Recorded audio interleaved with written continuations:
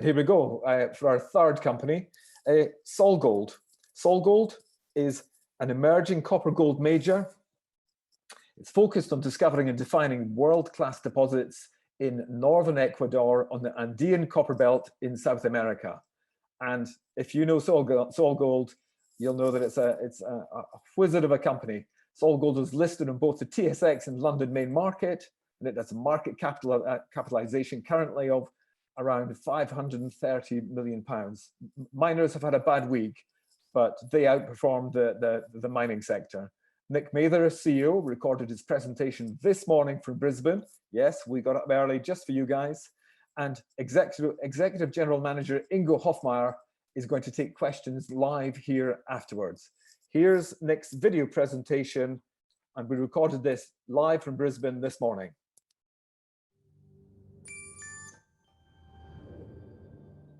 Good afternoon, SolGold shareholders, investors, and other interested parties taking part in this webinar on SolGold. My name is Nick Mather. I'm the CEO of SolGold.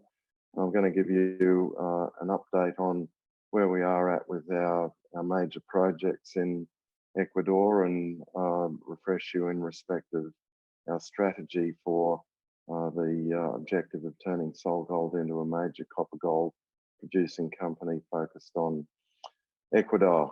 At the moment, the share price of 25, 26p, we believe massively undervalues this company. We believe that the Alpala project by itself confers an ultimate valuation of many billions of dollars once we get to the feasibility study, and we've obviously got a long way to go to close the gap between the current market capitalization of $700 million to get up to those levels. So our strategy and everything that we're doing on our work streams is designed to close that price to value gap. And there's a couple of key features which I want to bring to your attention that we believe are going to be instrumental in closing this gap up. First of all, remember where SolGold came from. We were an exploration company with a target at Alpala on the Cascabel concession in northern Ecuador, and we had nothing. We then set about finding Alpala and showing up a 3 billion ton ore body, which looked fabulous in the preliminary economic assessment. We believe will look even better in the pre-feasibility study. So discovery is in our DNA, and that's why we have a string of other exploration projects throughout the 3 parallel metallogenic belts over 700 kilometers long on the Ecuadorian sector of the Andean copper belt, one of the most prolific copper resource and producing belts in the world. We are active in the field at 2 of our very high-ranking targets at La Hueca and, very importantly, Porvenir, and we expect to be able to update the market in the near future about the progress that we're making there. We're very excited by the upside that these projects offer, and we believe that they will be transformational for both SolGold and for Ecuador itself. In respect of Alpala, we're deep in the final stages of completing the pre-feasibility study. As you can well imagine, a project of this size and scale, around about $3 billion worth of capital development costs, requires a lot of very detailed studies, and very importantly, they focus around the mining plan of a very large block cave underground mining operation. And to do that and do it with the plan it with the confidence that's required by the world's financiers, and we need to very much focus on making sure that we have a reliable mining technique, and that requires a lot of detailed geotechnical work. So geotechnical work is something that we're putting a lot of effort into. We've got 6 drilling rigs working Alpala at the moment. This will be scaling up to 15 over the coming months, and this is all designed to collect data to complete the detailed feasibility study, which we're hoping to come out sometime late in 2021.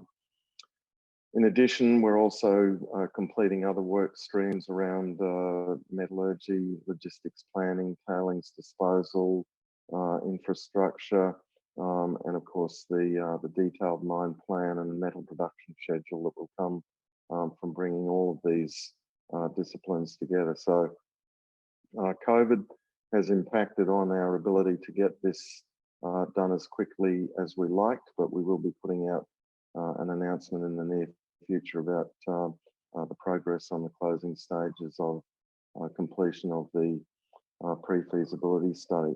The pre-feasibility study is very important because it will provide the market and the world's financiers with a much higher level of confidence in respect of the financial outcomes for Alpala, and we're very excited about the outcomes from the study. Of course, a $700 million company developing a $3 billion gold mine and copper mine sounds like a very tall order, but in the case of Alpala, because the cash flows look very spiky towards the front end, it's a banker's dream. The very high net present value, the high internal rate of return, the fast payback are all things that debt funders look for, and in an environment globally where we have very low global cost of capital, debt is a very important part of the development funding mixture that we're looking at for the development of Alpala. We have made progress announcements in the past about the proposed structure of the funding and the progress of the funding for the development of Alpala, and we hope to sometime in the next couple of months put out a further update.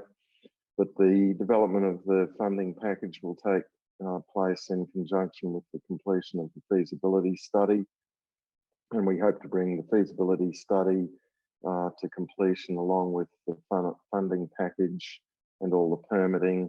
And that way we should be able to arrive at a very fast development decision for Alpala soon after we get to feasibility sometime at the end of 2021. So we're fast tracking this project by running all of the component work streams in parallel, and that's a very important part of our overall strategy. Our strategy around financing Alpala is to, in parallel with the pre-feasibility study and the feasibility studies, put a conditional financing package for the entire project-based financing of around $3 billion in place.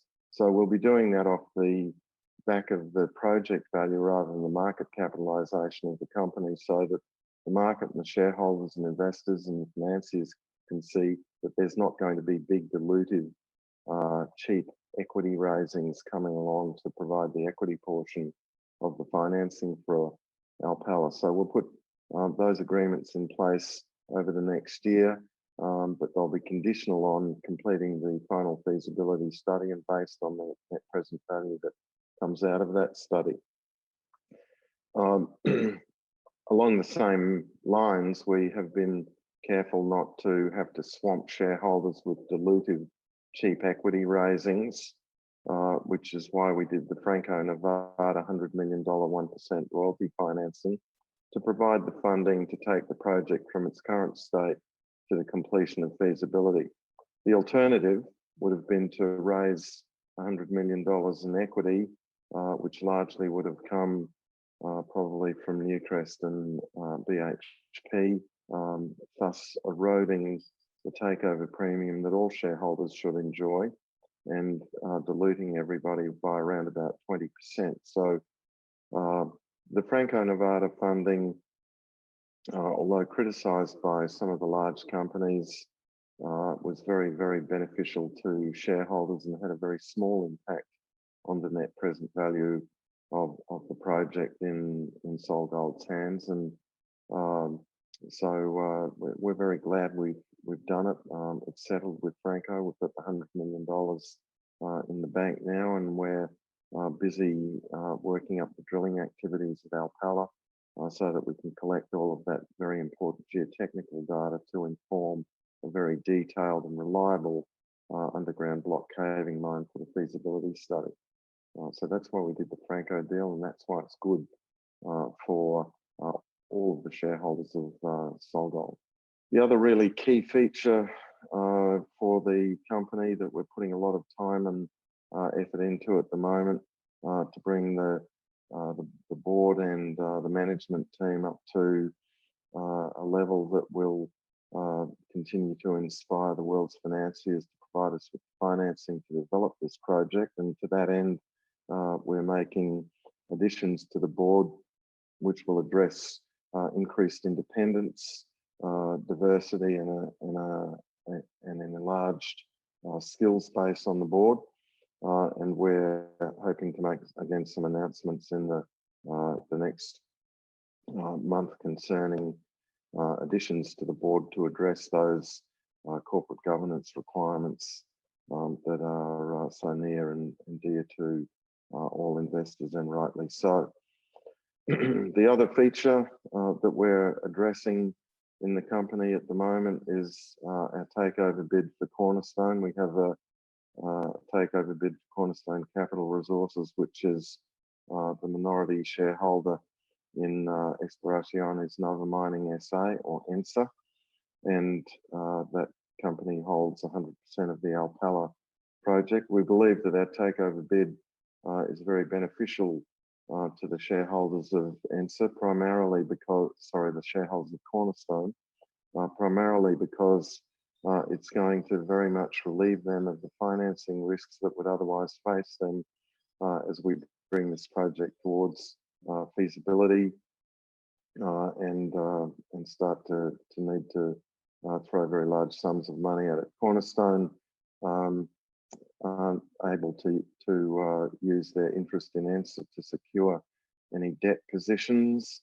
and we believe that equity raisings for them would be incredibly dilutive. So we continue to commend our bid for Cornerstone to the Cornerstone shareholders, and we'd like to point out that our exploration projects through Ecuador will take SolGold to a new level and much higher valuations, and that this will result in rewards for Cornerstone shareholders if they come onto the SolGold register. So the bid expires in mid-October.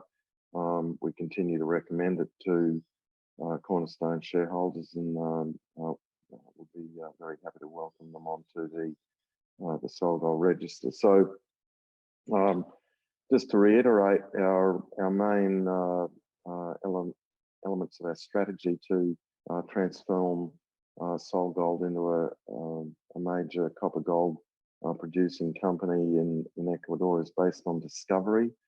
It's based on funding the Alpala project using a mixture of largely debt and offtake related instruments, and we're making very great progress in rounding up the $3 billion that's going to be required to do that. We're running all of these processes in parallel so that we can get to a fast development decision by the time we complete the feasibility study sometime late in 2021.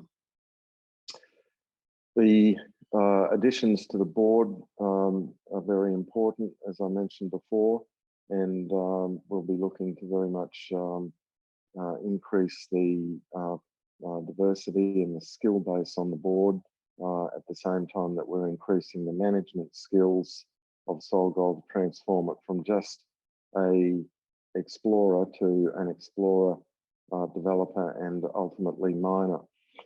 And it's SolGold's dedication to Ecuador that is engendering such support and endorsement from Ecuador at all levels, from individuals to families, communities, provincial governments, and national governments, because we've made it clear that we're in Ecuador for a long time. We're there to help Ecuador help us. We're there to help Ecuador see its economy repaired. We believe that just Alpala can represent ultimately some 4% of the GDP per annum in Ecuador. And if we find a string of these things, five tier one projects throughout our very exciting project portfolio throughout Ecuador, then SolGold can become a very important and major part of the Ecuadorian economy. So I commend the company to you all. We are working hard to demonstrate that we will be able to develop this mine. We will be able to staff it and manage it, and we will be able to finance it. And we believe the pre-feasibility study, which will be coming out soon, will demonstrate that with increasing confidence. And we're very, very confident indeed that in the not too distant future, we'll be able to update the market on what we believe will be very significant discoveries in some of our exploration projects in the rest of Ecuador. So thank you very much for having SolGold on your show, and we look forward to more detailed updates in the near future. Thank you. Okay, many thanks to Nick Mather there for joining us from Brisbane on VT. Now, are we going to get Ingo?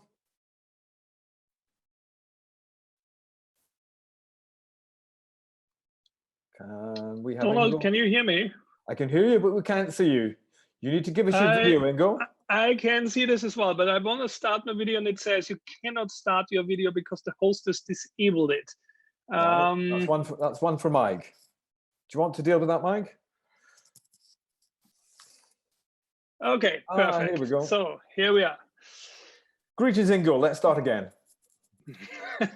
So yeah, we're really happy to be here. I mean, I love to read the debates in London Southeast. I hope we can get through all the questions. If there's anything outstanding, I really encourage shareholders to get in touch with us directly. I am and Eliza Michael, who runs communications, are based in London, so same time zone, so much easier to reach than Nick. And if you have specific questions to Nick, send it to us and we will discuss it internally and get it back to you. But really looking forward to the questions in the next 15 to 20 minutes. Fantastic, Ingo. When you hear the questions, you may not be so looking forward to them. Oh yeah, no, we're used to that currently in this context with some of our corporate shareholders and Cornerstone, so no worries. So it's interesting times. Let me start with interesting times then.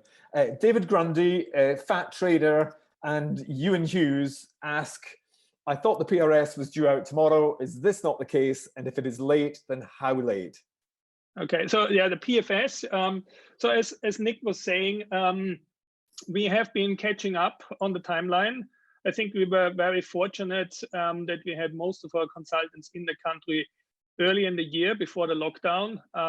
We missed some time, as we said to the market, because we couldn't get access for 2.5 months, and that delayed us on the geotech drilling.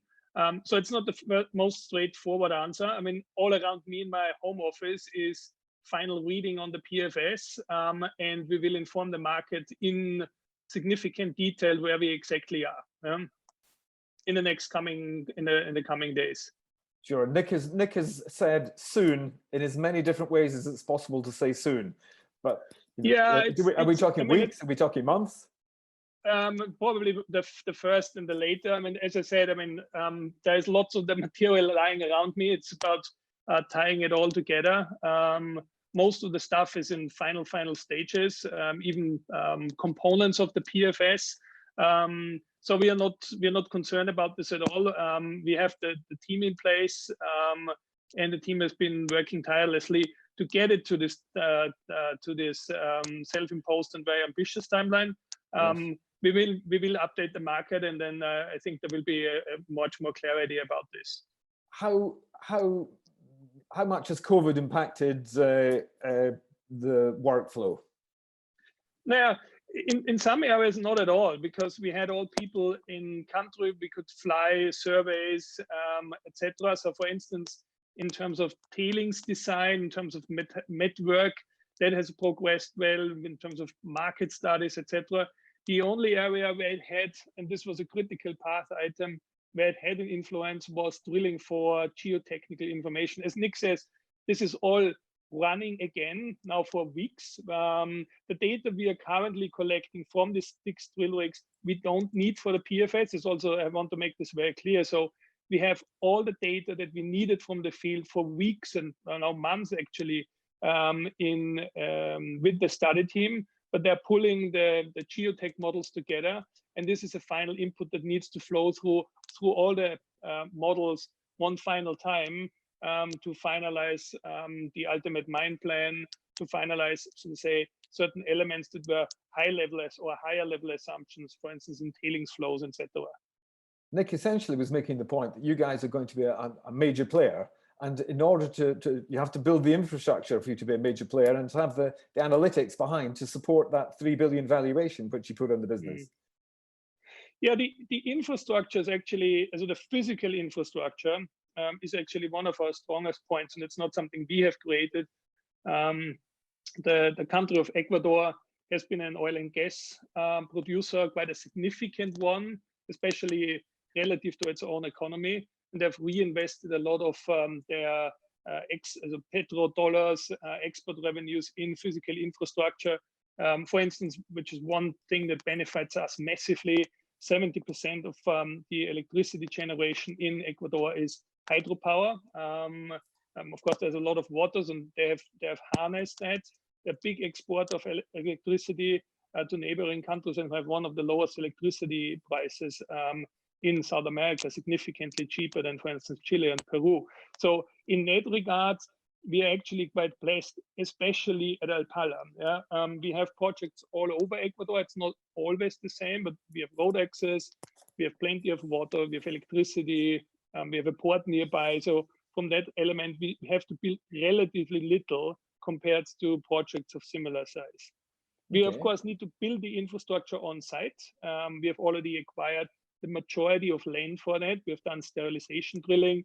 So that is well progressed. And we have built up, I think that's most important also in terms of the management team, we made 6 senior management hires in the last 1.5 years. So we have transitioned the organization from a pure mining as an exploration company to a part of the organization is really mine development now. And of course, the people have stayed on who had the exploration successes and are exploring. We're exploring at a couple of properties currently.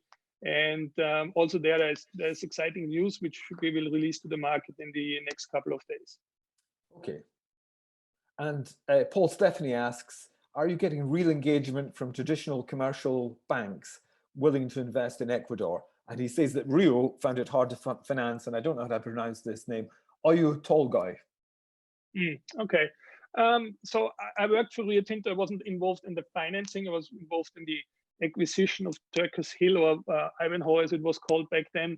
The project in Mongolia is definitely in a much more tricky political setting. I mean, there's similarities. It's copper gold. It's a big underground mine, but it's significantly bigger. And the holdups in Mongolia, and I don't want to dwell on this, was definitely political and significant changes. If you have followed, and I think there's a webinar with Minister Ortiz and Jason Ward, who is the president of ENSA, I think in the next 24 hours. The Ecuadorian government has been pro-mining for quite some time. So not only in this presidency, but also in the earlier presidency when they opened up the mining cadastre. They see mining, and this was already pre-COVID, as an area that can generate export revenues. It's a dollarized nation, so there's no devaluation of a currency in Ecuador. So that means they need dollars and they need exports.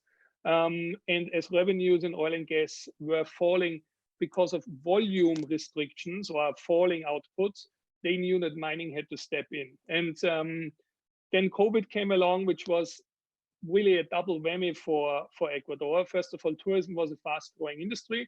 That died away, and it was not just people going to the Galapagos Islands, it was people traveling widely. Currently, no one is really traveling anywhere on holidays to South America or any long-distance travel for that matter. And the oil prices also collapsed. The Ecuadorian government had to go through a quite significant but very successful debt restructuring this year. But the condition for this is more direct investment and more exports in the future, and privatization. So what we don't expect is nationalization or a slowing down in permitting processes. Quite the reverse. Our impression is, and we have a big team in Quito that constantly interfaces with the government, that in one way, things will get or have already become significantly easier because of COVID. Yeah. Okay. And in terms of the funders, probably a good question. I mean, we have been meeting with big project finance banks for a significant period of time, regularly providing updates on our project. And there was always a very, very strong interest in funding our project. And the key thing is it's copper, but also gold rich. So the gold provides a hedge if the copper price would be low at some points in the future. It's also quite a significant producer with a high profit margin, especially in the first 10 to 15 years, which of course gives confidence to lenders. And we shouldn't forget, I mean, in terms of OT, just as the reference, there wasn't very much done in Mongolia before, and politics was always an uncertainty factor. We probably have an advantage that we come in under Lund and Golden Fruta del Norte. It's not as big, but it was a successful project for the company and for the country. And you have sovereign guarantees in there from Germany and from Finland. The product goes out to Canada, it goes to Scandinavia for processing, and most of the lending banks that lend into this sector are standing behind these guarantees. And we have been running an offtake process since the beginning of the year. Actually, it started almost a year ago at the LME week last October. And how's that been going?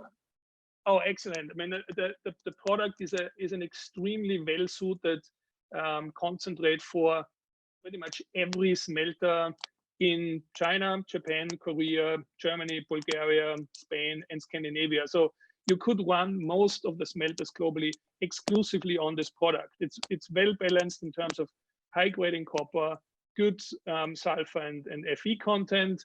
Of course, has the advantage that it's high value because it has gold and silver in it, quite large volumes of it, and it's a very clean concentrate. So we expect to get benchmark terms with a couple of benefits, and on top of it, there's quite a lot of demand for this concentrate from, and the listeners who know this space will know that some Scandinavian countries, Germany, Korea, and Japan offer guarantee schemes in various degrees, either directly linked to offtake or offtake and investments. We have already produced concentrate in physical form that we have shipped to all 4 jurisdictions. They have been tested there. The smelters have confirmed our test results, which is of course great, but they've also started talking and bringing in their respective sovereign credit entities. And we are in various stages of working through this process. Okay. Let me move you on, Ingo. Yep. It was interesting to hear Nick comment in his video that a couple of shareholders weren't happy with the royalty funding. Who were the shareholders and why weren't they happy? Okay, so I think first of all, probably most of the listeners here were definitely very happy with it. I've never met a retail or an institutional shareholder who wasn't happy. Quite the contrary, they were very pleased with it. The criticism basically came from one more than 2 of our corporate shareholders, and the view is relatively simple. I mean, we looked at 3 different work streams for this funding. We knew, and our corporate shareholders knew, what the budget roughly would be. Yeah, so who are your corporate shareholders?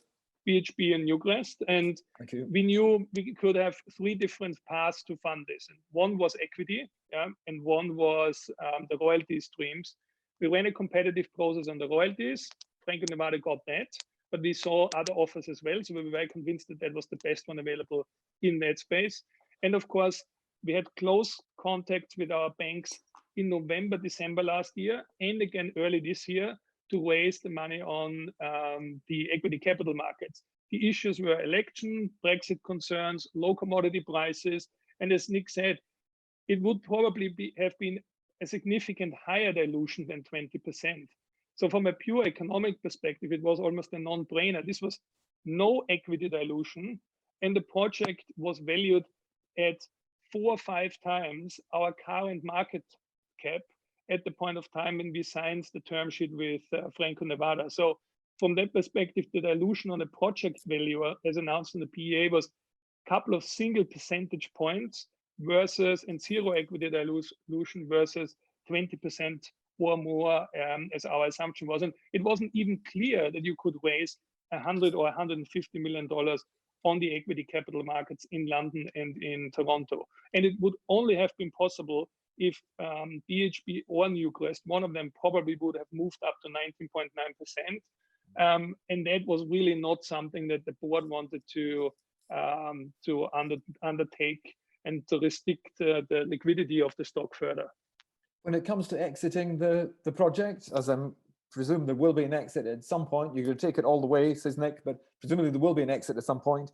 Would BHP and Newcrest, are they the likely people to be involved?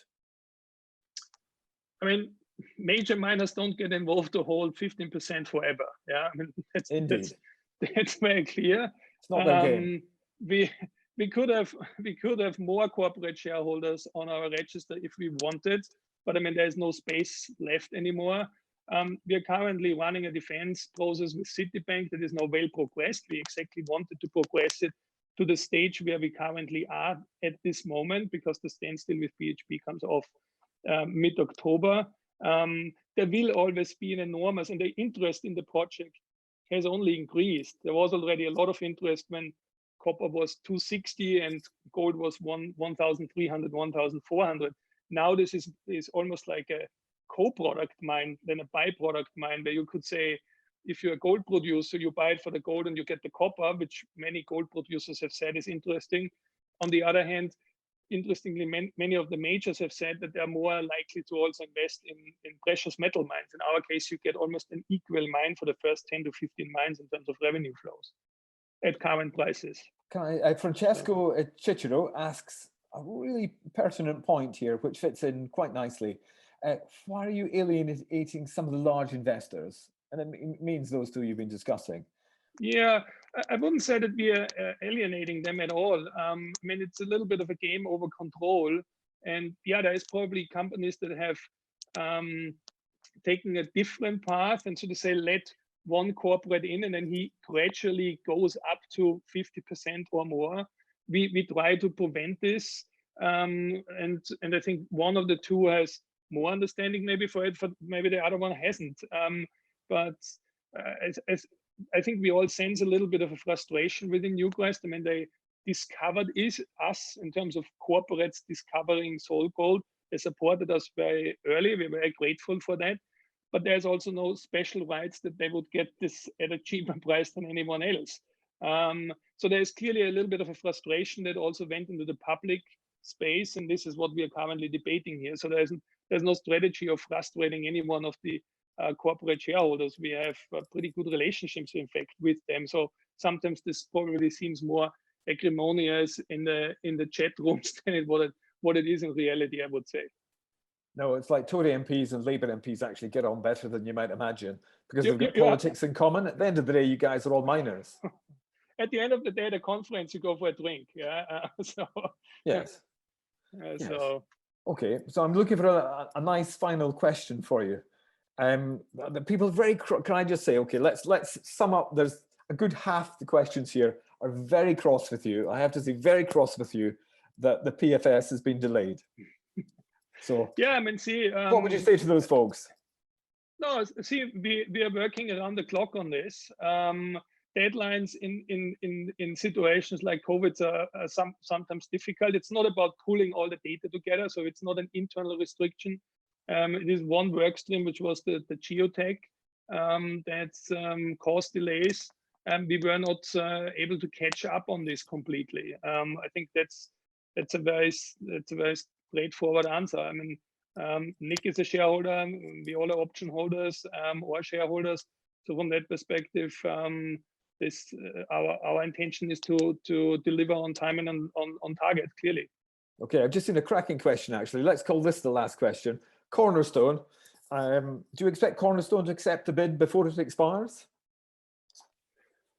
It's a great question. All these questions are great questions.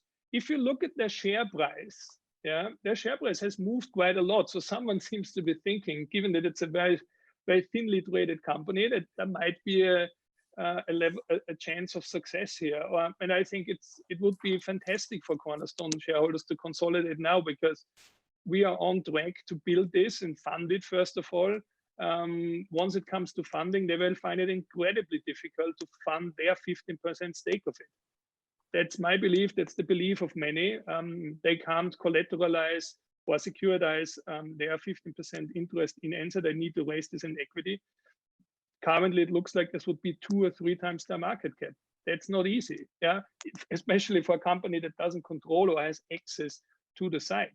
Yeah, I mean, they haven't raised any money in the last 2 years. They were not able to raise any money. They were also not able to sell their project, which they have tried to do. So I think it is very compelling for both companies to consolidate, and they would also get access to exposure to our exploration upside. So I think there's additional upside for every single Cornerstone shareholder. Okay, Ingo Hofmaier, General Manager at SolGold. Let's leave it there. Thank you very much indeed. Thank you for being so open and honest with us, which we really appreciate. Australian miners are more open and honest than most, and we appreciate that. And always, I mean, get in touch, please. Thank you. I'm sure the audience will. Now we have two more webinars. Have a nice evening. Bye-bye. And you.